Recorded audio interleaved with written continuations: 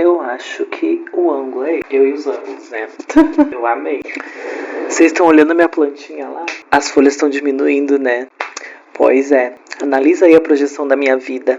Depois que a gente começa a estudar psicanálise, a gente enxerga além de tudo, né? Oh, que desgraça. Pera aí, deixa eu fazer a entrada. Opa, tem que pegar o chinelo.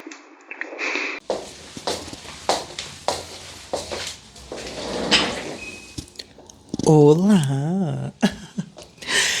Hoje estou aqui todo belíssimo, né? Como sempre. Hoje, conforme visto no título, eu vim falar um pouquinho sobre cultura pop e ficção. Apesar que essa ficção que eu vim trazer é baseada em fatos reais ou true crime, com uma pitadinha de psicanálise. E falando um pouquinho mais ainda de psicanálise na minha vida, eu quis deixar a barba porque, não sei, mas tem um julgamento de que analistas têm que ser mais maduros, né? E quando eu estou sem barba, eu fico um jovem, muito jovem mesmo, sabe? E já com esse aspecto, fica alguém um pouquinho mais sério, um pouquinho mais maduro, né? Mas na prática é outra coisa, mas enfim. É sobre, prometo que eu tô avançado, tá? Fiquem tranquilos. Então vamos lá.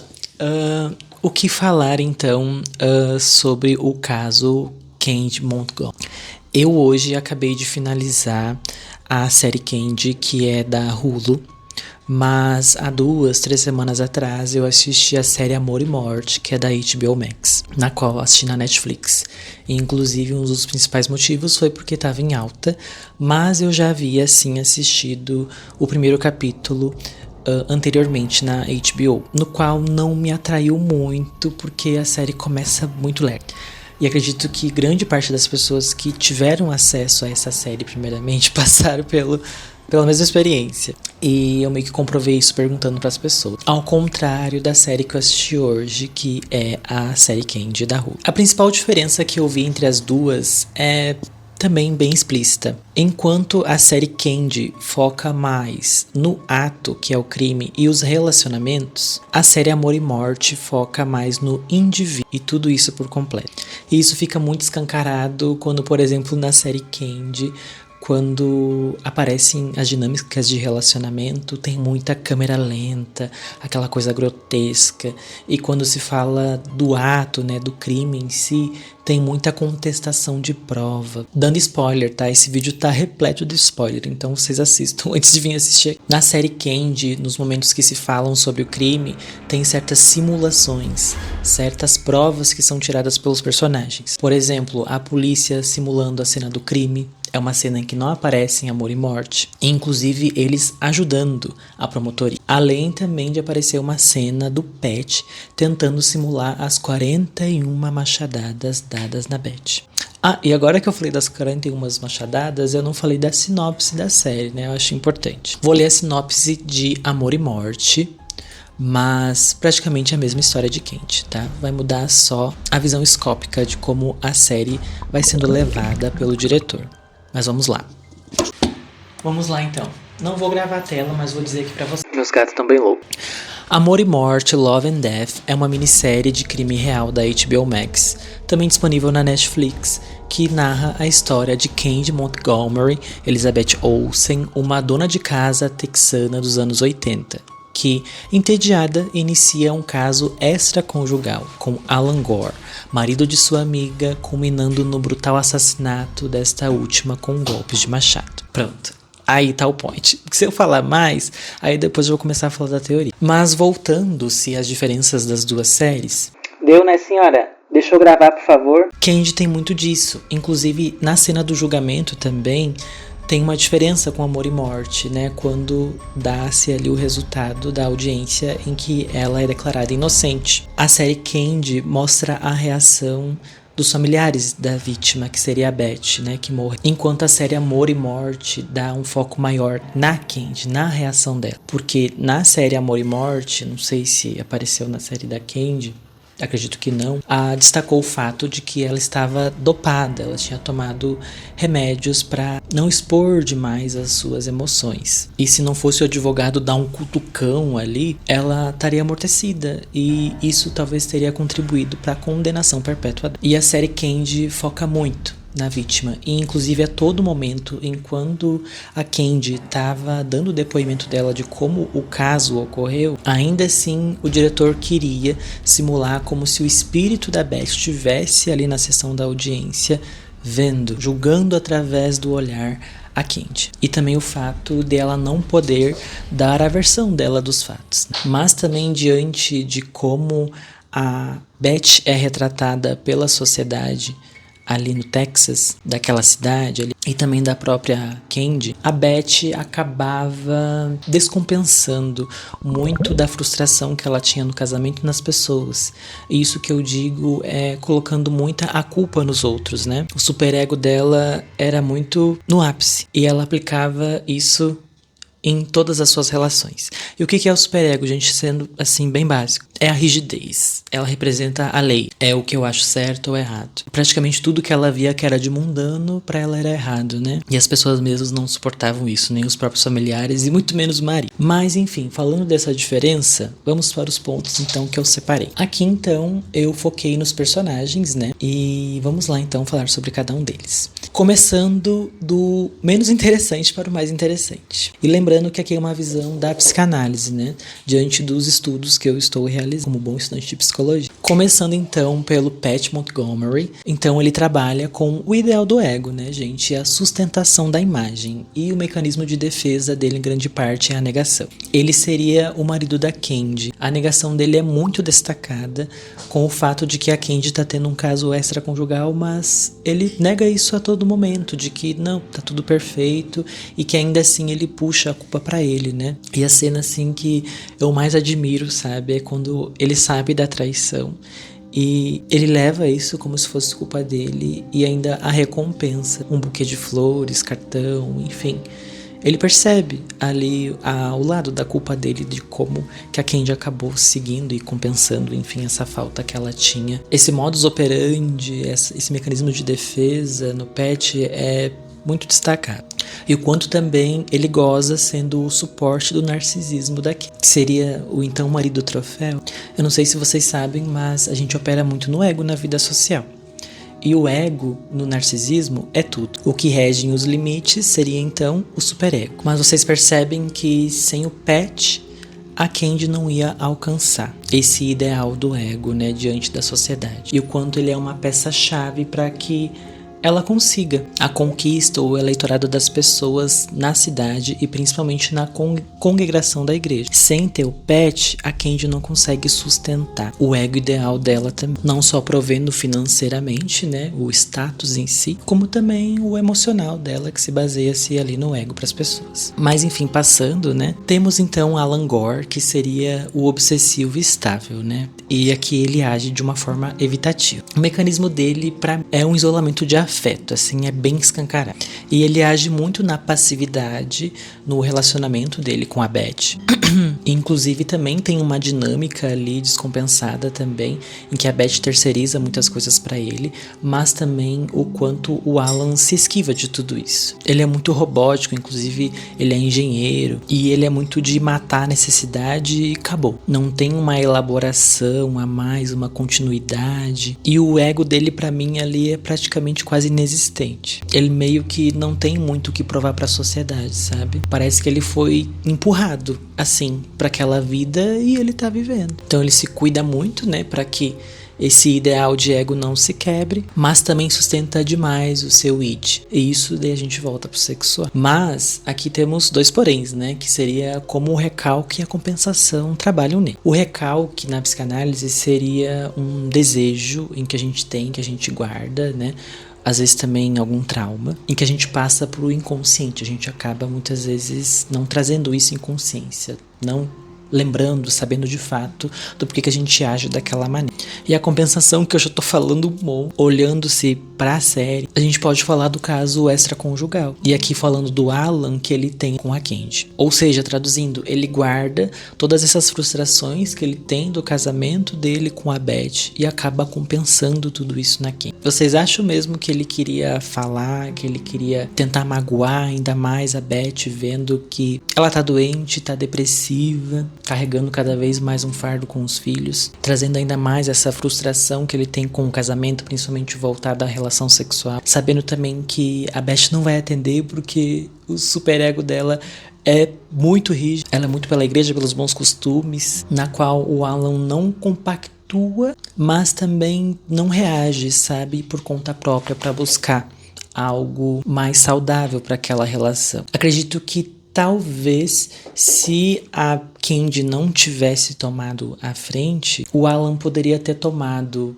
podendo ser com a Candy ou com alguma outra vizinha. Porque a todo momento ele quer se isolar, né? O afeto dele vai ficando cada vez mais contido. Mas o Id grita nessa hora, né? O nosso instinto grita. E na psicanálise o sujeito se baseia pelo sexual. E o sexual forma a nossa identidade. E isso vai se manifestando em diversos fatores nas nossas relações. Desde quando a gente nasce. Mas enfim, eu não quero falar de teoria aqui, eu quero falar sobre série.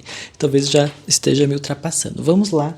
Passar para o próximo personagem. Ai, vocês, hein? Betty Gore, então, né? Que pra mim ela é a neurose obsessiva, com traços melancólicos. Eu fiquei muito em dúvida se ela seria melancólica, delirante ou neurótica, né? E pra mim, assim, fechou com neurose obsessiva. Muito pelo fato da rigidez dela, né? Que a gente fala que seria o superego operando a todo momento, tendo muita influência ali da igreja, sabe? O quanto ela leva tudo isso pra todas as relações. E lembrando, na psicanálise a gente olha pro indivíduo e para suas questões, não pro sistema, enfim, como um todo. Sim, o sistema é importante, mas começa no indivíduo, desde o seu nascimento. Que óbvio, é afetado, né? Principalmente pelo ambiente.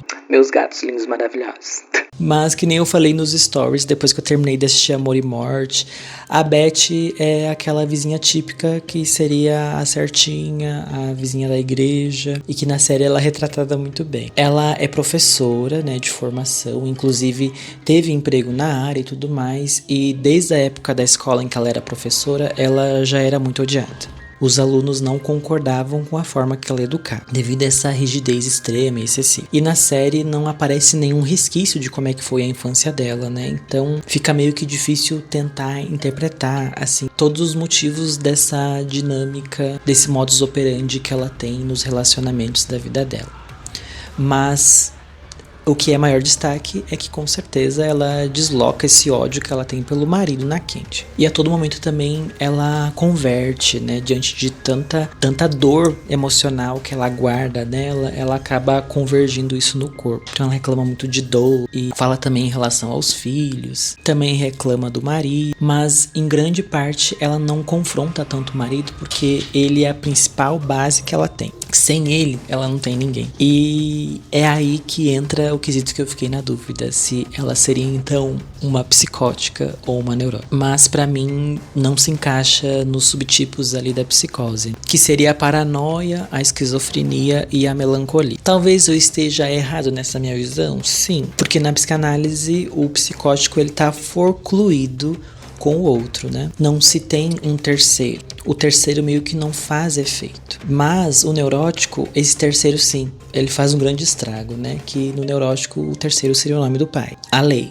o invasor. E ele demonstra que a mãe não é tudo, né? Então por isso que pra mim ela seria uma neurótica obsessiva. E principalmente diante do rigor dela ali com as regras, com o casamento e a família. E também aqui ela acaba descompensando, né? Através do ato.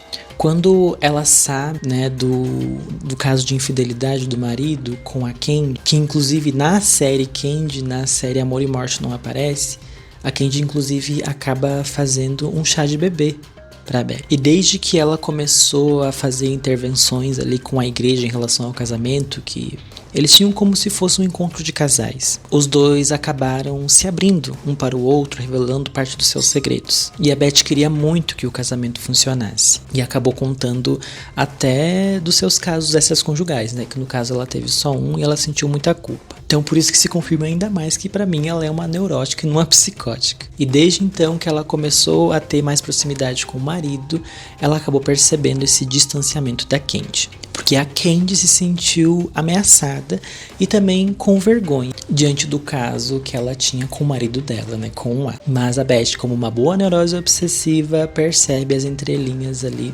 subjetivas, principalmente através dos olhares, das proximidades ali corpo a corpo. E diante então da confirmação simbólica em palavras que ela recebe da própria Candy, ela perde totalmente o controle e vai-se então a caminho do... A gente vê na série em que ela vai, no caso na garagem, pega o machado dela e vai em direção a Candy. A Candy já estava praticamente em águas passadas, né? Tipo, o que você tá fazendo? E como uma boa neurótica histérica, que depois inclusive eu vou falar mais sobre a Candy, que seria a próxima, ela acha aquilo um absurdo, ridículo, inclusive já tinha superado, faziam-se mais de 6 meses, se eu não me engano, que eles já não se encontravam mais, e os dois de caso superado, que são apenas amigos. Mas pra Beth, o Alan é tudo pra ela. E ainda ela acreditava que estava grávida de mais um filho dele. E diante daquilo, o simbólico dela, analisando, não aguentou mais.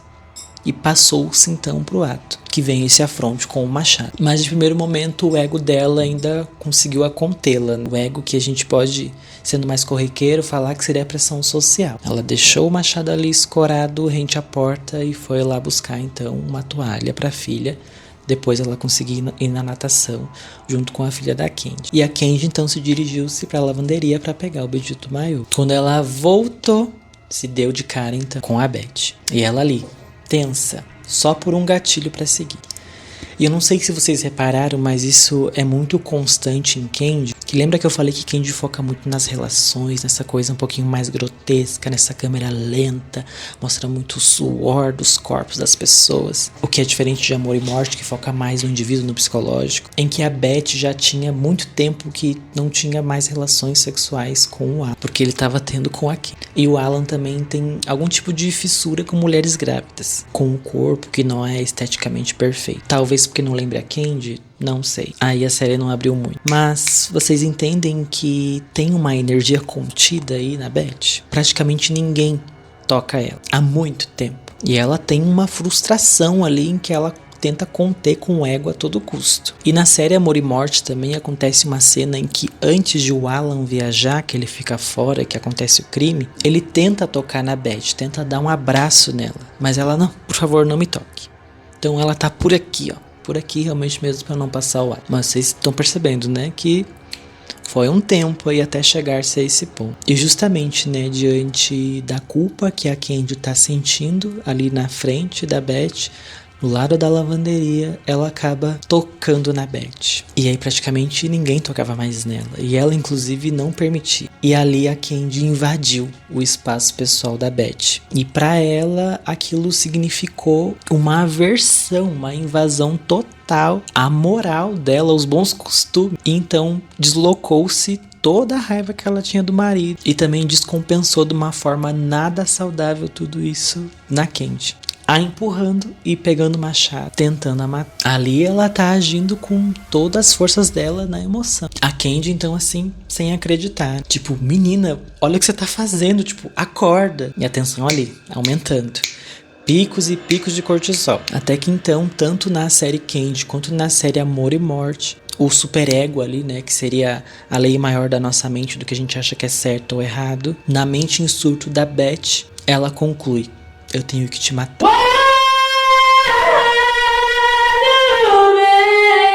A única saída aqui é te matar para ter uma vida perfeita com ela. Só o fato de você existir já acaba com a minha vida perfeita. E aí, então, ela vai a confronto da Candy. Aí o negócio começa a ficar sério. Que aí o impulsional dela, que a gente chama de id, começa a agir. E ela também pega-se então a sua força, tenta dar uma machadada na Candy. Quer dizer, primeiramente ela sobe o machado, dá na cabeça.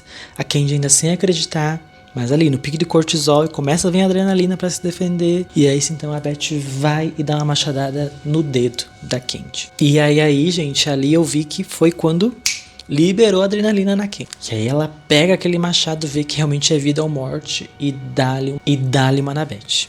Aquela cena ali foi tensa. Imagina, bem... Ai, nossa, gente, bem na coluna. Ui, eu não sei como que ela não parou de caminhar, sério.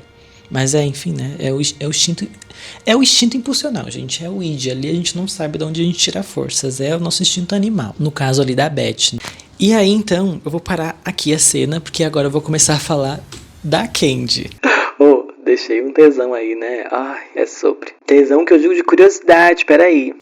Então, falando da Candy Montgomery, então aqui eu acabei analisando ela como uma estrutura estéril. Desde o início, então, ela tem o desejo do grande outro, né? E isso é o que baseia-se a gente por toda a vida. Todos nós temos um desejo do grande outro, e isso é muito presente principalmente no neurótico. E a neurose pela psicanálise, ela se discrimina entre histeria e obsessão. Enquanto a obsessão trabalha mais com o superego, né? Trabalha-se mais com as leis, o que é certo, e ele tá muito atrelado ali contendo o seu ego e o id. A histeria foca mais no ego, né? Foca mais em querer ser aceitada pela sociedade. E aqui é muito quem? Ela quer ter aquela vida perfeita, de família feliz, ter o melhor marido, os melhores filhos, também ser aceita por toda a sociedade, pela igreja principal. E ela gosta de ser descolada, né, gente? E aí, falando em descolada, tá ali mais próxima da cultura pop. Nessa época dos anos 80, a gente teve o movimento da liberdade sexual, principalmente com o pós-guerra. Alice, com o boom ali dos Estados Unidos vencendo, teve muito dessa cultura se exportando para o mundo inteiro. E se tinha a conclusão de que a paz realmente chegou.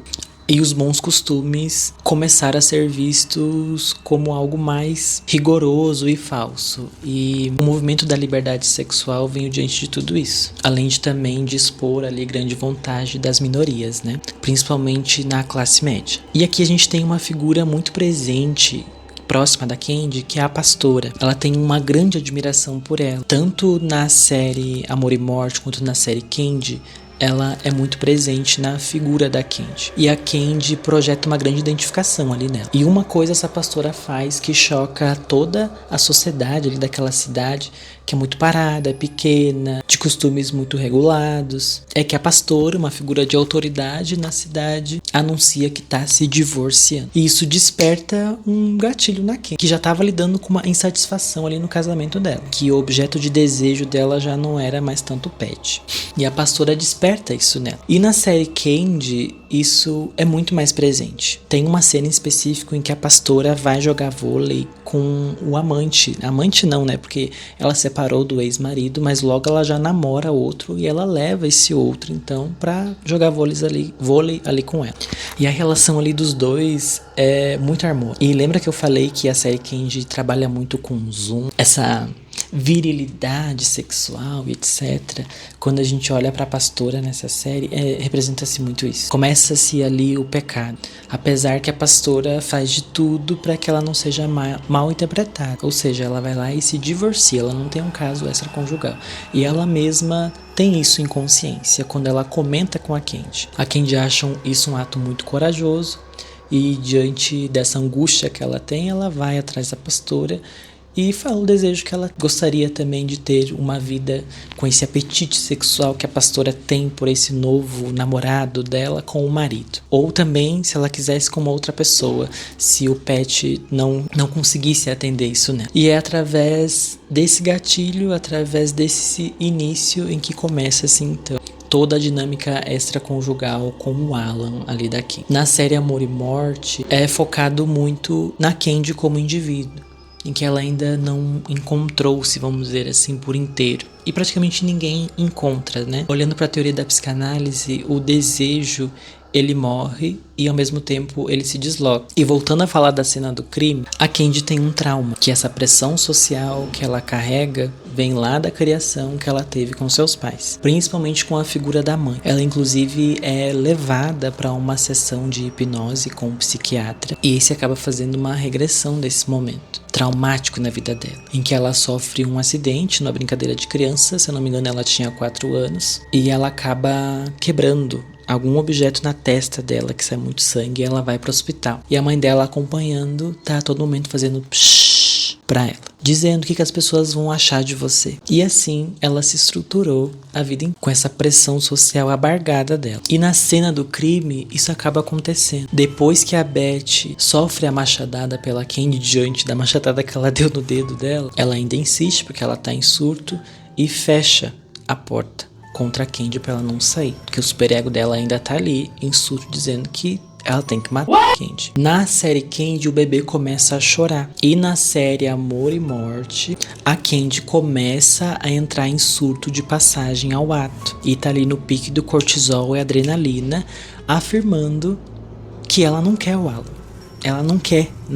E ela repete isso muitas vezes. E então a Beth faz o bendito psh, e esse bendito barulho foi o suficiente para então a Candy transferir a imagem da mãe na Beth. E ali o ego caiu, que é o que a gente diz, o simbólico. Não aguentou mais. E ela passou-se então ao ato. E largou todos os instintos dela, que a gente chama de id, na Beth. E sucedeu-se então às 41 machadadas. E é uma cena assim, gente, que é horrível, mas ao mesmo tempo traumática e ao mesmo tempo um deleite. É bizarro falar isso, né? Mas na série Amor e Morte é muito mais dramático. Só que dramático pra Candy. E na série Candy é muito mais dramático pra Beth. Lembra que eu falei que nessa série Candy tá muito voltada pra moral, pro ato, pra virilidade, enquanto a série Amor e Morte tá voltada pro indivíduo? Enfim, temos então essas duas perspectivas.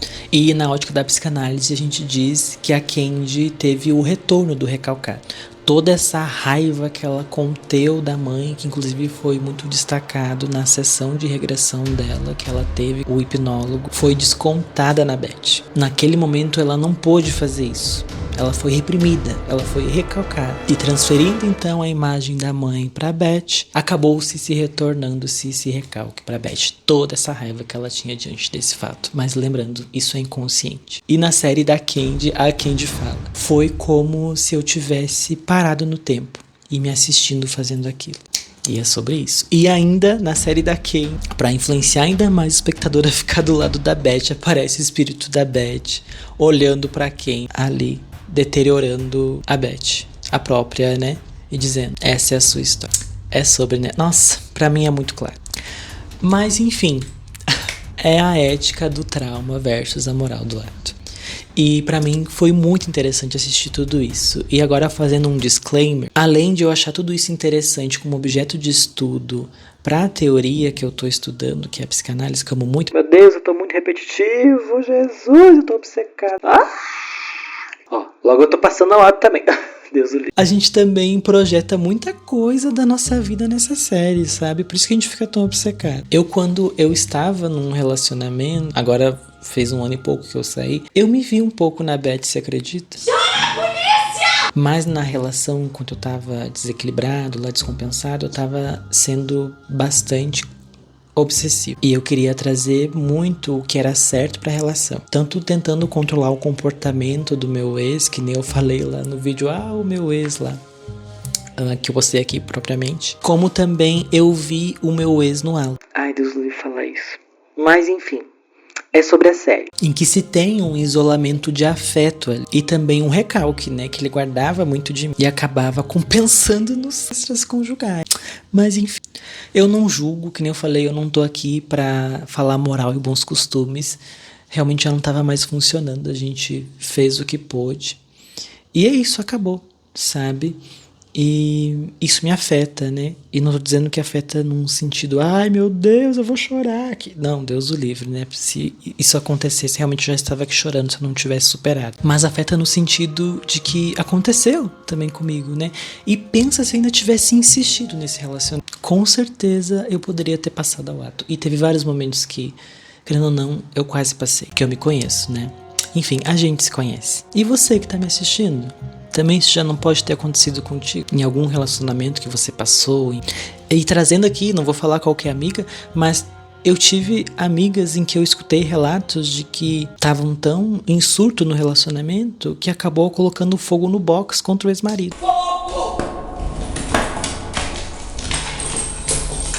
Diante dessa mesma dinâmica que eu falei pra vocês que eu tinha com o meu ex. Pois é, sobre isso, vai que eu desce uma louca. A sorte do meu ex é que eu estudo e que meu superego é bem desenvolvido, né? Além do meu ego, né, que sustenta toda essa imagem. Então, é sobre isso. É aquela coisa.